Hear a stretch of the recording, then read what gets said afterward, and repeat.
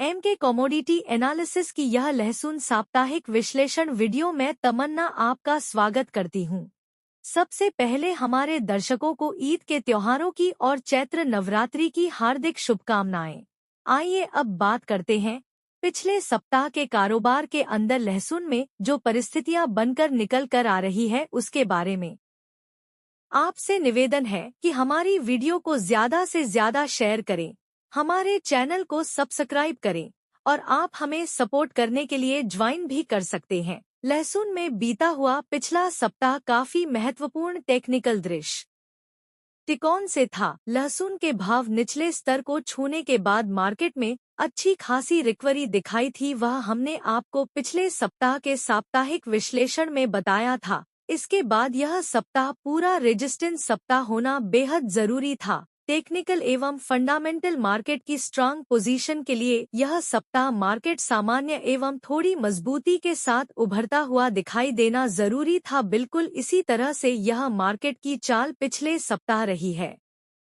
Market को लगातार छुट्टियां का सपोर्ट भी मिल रहा है। सामने हर एक क्षेत्र की नई फसल की बुवाई में इस साल गैप रहा, इसकी वजह से भी एरिया वाइज जैसे जैसे फसल निकलती रही है मार्केट में प्रेशर नहीं बना है। पूरा हफ्ता लिमिटेड आमद के साथ स्मूथ सप्लाई प्रोडक्शन मंडी में चली रही, इसकी वजह से सेंटर पर त्योहारों के चलते और थोड़े भाव ऊंचे हो जाने की वजह से थोड़ा ग्राहकी का जो रुकाव होता है उसका मार्केट पर असर नहीं दिखा। मार्केट में एक मजबूत टेक्निकल सपोर्ट इस सप्ताह ने बनाया है जो किसी भी व्यापार में बेहद जरूरी होता है।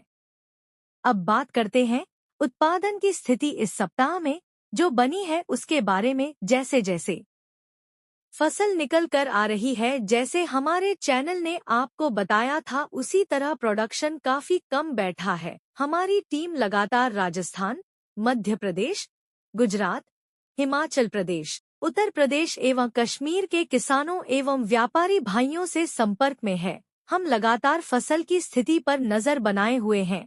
हर एक जगह पर जो बुवाई का रकबा बढ़ा था वह प्रोडक्शन की कटौती ने लगभग सरभर कर दिया है। इस साल लहसुन के लगभग सभी एरिया में गर्मी की वजह से, पानी की कमी की वजह से और जमीन की खराबी होने की वजह से प्रोडक्शन में काफी दिक्कत आ रही है और साथ साथ जो माल निकल कर तैयार हो गया वह भी गर्मी की वजह से जल्दी पकने के कारण सेंटेड होने की भी काफी समस्या दिखाई दे रही है। कुल मिलाकर मार्केट को दो चीजों का काफी पॉजिटिव सपोर्ट इस सप्ताह भी मिला है और आने वाले सप्ताह में भी मिलेगा।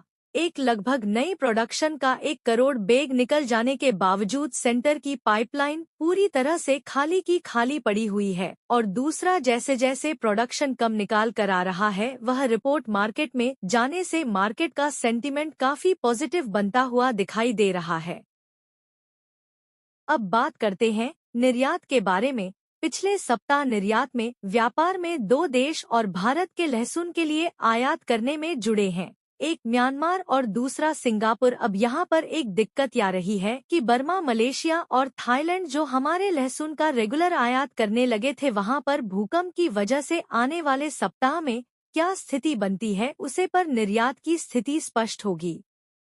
दूसरी और अब बांग्लादेश की निर्यात शुरू हो जाएगी। पिछले सप्ताह में मार्केट में यह अच्छी खबर निकाल कर आई थी कि बंगाल की लोकल फसल बांग्लादेश में जमीनी मार्ग से काफी बड़ी मात्रा में निर्यात होने लगी है। अच्छे माल की रेंज में बंगाल के लोकल माल का प्रेशर खूब बढ़ता जा रहा था। उस बीच यह माल अब बांग्लादेश निर्यात होने की वजह से मार्केट से प्रेशर कम हो रहा है। बांग्लादेश में भी अब स्थानीय फसल का निकलना लगभग पूर्ण हो गया है और मार्केट में जो प्रेशर बना था वह पूरा हो गया है। पिछले सप्ताह बांग्लादेश में लगभग 15 से 20% की लोकल फसल में भाव में बढ़ोतरी हुई है।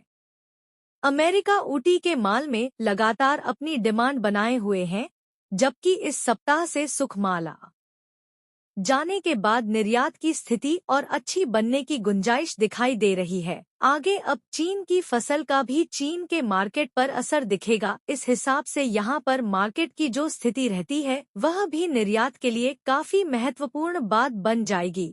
फिर से वही बात निर्यात के लिए उभर कर आ रही है कि निर्यात की पूरी स्थिति किसान की सप्लाई पर आधारित रहेगी। गुजरात में स्टॉकिस्टों ने लोकल खरीदी शुरू कर दी है, एक रिपोर्ट निकाल कर रही है। आने वाले सप्ताह में स्टॉकिस्ट और भी अच्छी मात्रा में एक्टिव होने की पूरी संभावनाएं दिख रही है, जो राजस्थान की फसल का प्रेशर आराम से हैंडल हो जाएगा, ऐसी स्थिति दिखाई दे रही है। आगे जाकर आने वाले दिनों में एक और महत्वपूर्ण बात लहसुन व्यापार के लिए निकल कर आने वाली है, वह है गोठड़ा माताजी की भविष्यवाणी। व्यापारी और किसानों में इस भविष्यवाणी का बड़ा ही महत्वपूर्ण रोल होता है। इस भविष्यवाणी में अगर माताजी के आशीर्वाद बने तो किसानों और व्यापारियों की मानसिकता में सुधार होगा और माल में पकड़ बन जाएगी, ऐसी स्थिति भी बन सकती है। कुल मिलाकर साल कहीं पर भी लहसुन फेंकने वाला नहीं है। साथ साथ माल की निकासी भी रेगुलर बनी रहनी जरूरी है। किसानों को नॉर्मल सप्लाई पूरी तरह से मेंटेन रखनी होगी, तभी जाकर यह साल उज्जवल भविष्य का इशारा करेगा। आगे इसको लेकर कोई भी अपडेट होगी तो हम आपको वीडियो के माध्यम से बताएंगे। आपसे निवेदन है कि आपको कमेंट करके आपके एरिया में देसी एवं उंटी की फसल अब कितनी निकल गई है, यह अवश्य बताएं। अब बात करते हैं फ्लेक्स उद्योग की। फ्लेक्स में बिकवाली का प्रेशर पिछले 2-3 दिनों से काफी कम हो गया है। रो गार्लिक में कम फसल, निर्यात और घरेलू बम्पर खपत के चलते अब फैक्ट्री चल सके ऐसी कोई बची नहीं है। इस हिसाब से अब धीरे धीरे इन्वेस्टर की पकड़ मजबूत होने से पिछले सप्ताह 5 रुपए का मार्केट में सुधार हुआ है। दूसरी तरफ कीबल का बड़ा उत्पादन होने की उम्मीद से अब गार्लिक की तरफ इन्वेस्टर का रुझान काफी मजबूत हुआ है।